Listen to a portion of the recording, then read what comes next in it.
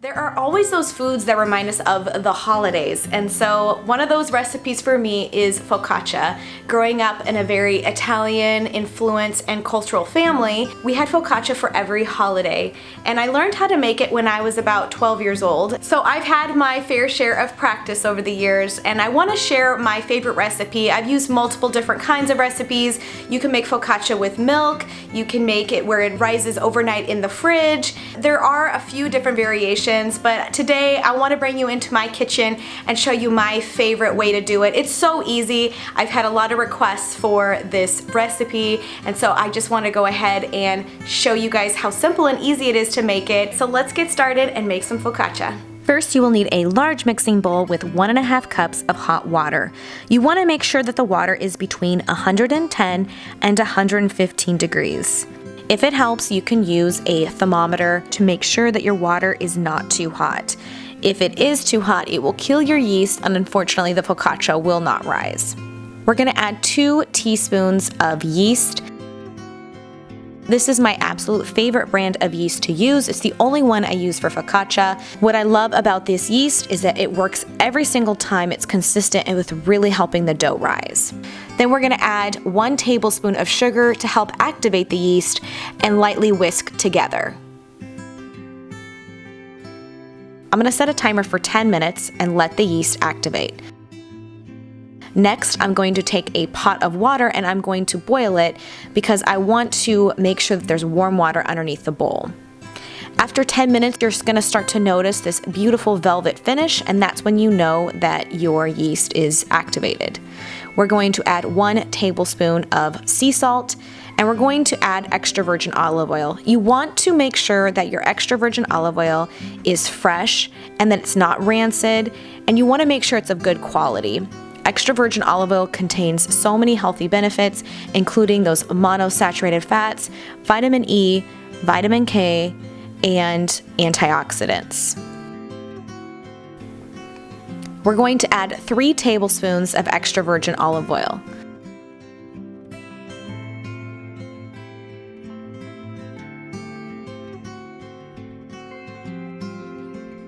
And we're going to add 3 leveled cups of all-purpose flour.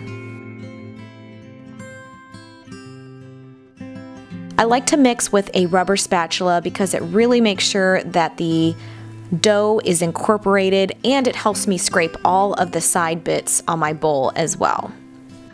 I never knead it outside the bowl. I like to keep it in the bowl and use my rubber spatula for 1 to 2 minutes to knead in the bowl. You're going to notice that your dough is a little sticky, and that is totally normal and a-okay.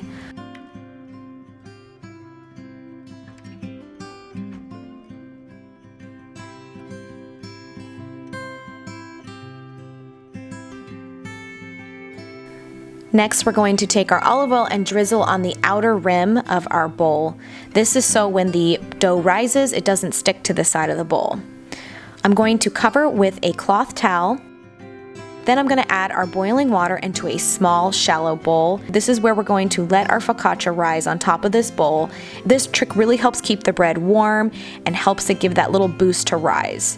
We're going to let it rise for 1 hour. And after an hour, we're going to take the cloth off and we're going to do a technique that's called stretch and fold. So we're going to act like it's a square, and we're going to slowly scrape the sides and stretch up the dough on the top and fold it. Stretch up the dough on the side and fold it down. We're going to do the same thing with the bottom. And then lastly, we're going to do the same thing with the other side. Just stretch and fold over. You're going to cover with the cloth again. Then you're going to add a fresh bowl of boiling water. Just don't spill it like I did here.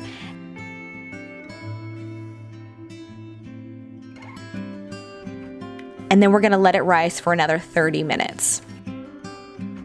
After 30 minutes, we're going to do the stretch and fold once more, and we're going to do it the same technique. We're going to lift it up on the side and bring it over. So by doing the fold and stretch, it helps develop the gluten in the dough, and it also helps lock in some of the air as well. So then we're gonna freshen our bowl of hot water once more, Set the timer for 30 minutes and let it rise. Next, I'm going to take a cookie sheet. You can use a smaller one, but I actually prefer using my larger one, and drizzle a generous amount of olive oil in the middle. With your rubber spatula, you're going to scrape your focaccia out and make sure you get out all of the sides of the bread.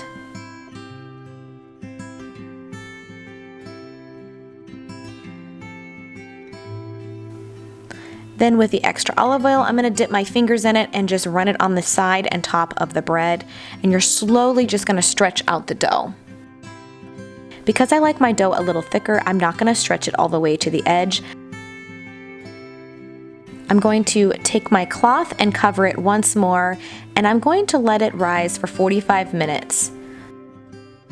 Then I'm going to preheat my oven to 450 degrees and let it rise on top of the stove.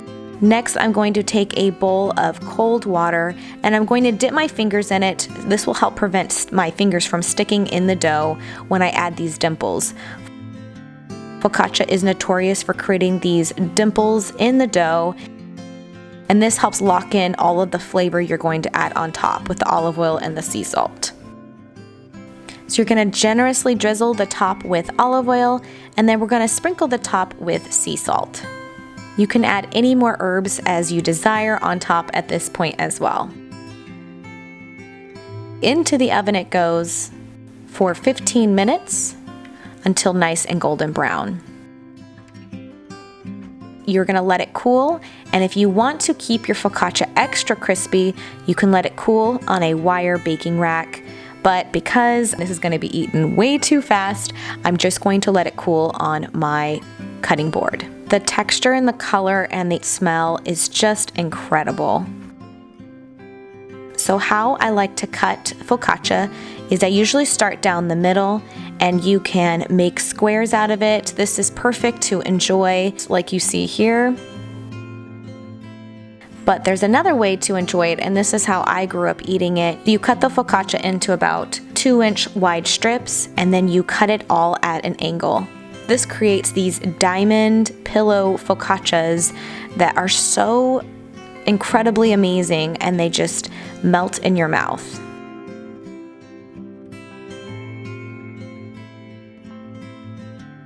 Well, that is it for this video. Thank you guys so much for watching. If you enjoyed this recipe, give it a big thumbs up. Do not forget to subscribe. I make new videos every single week, and I'll see you in the next one. Bye.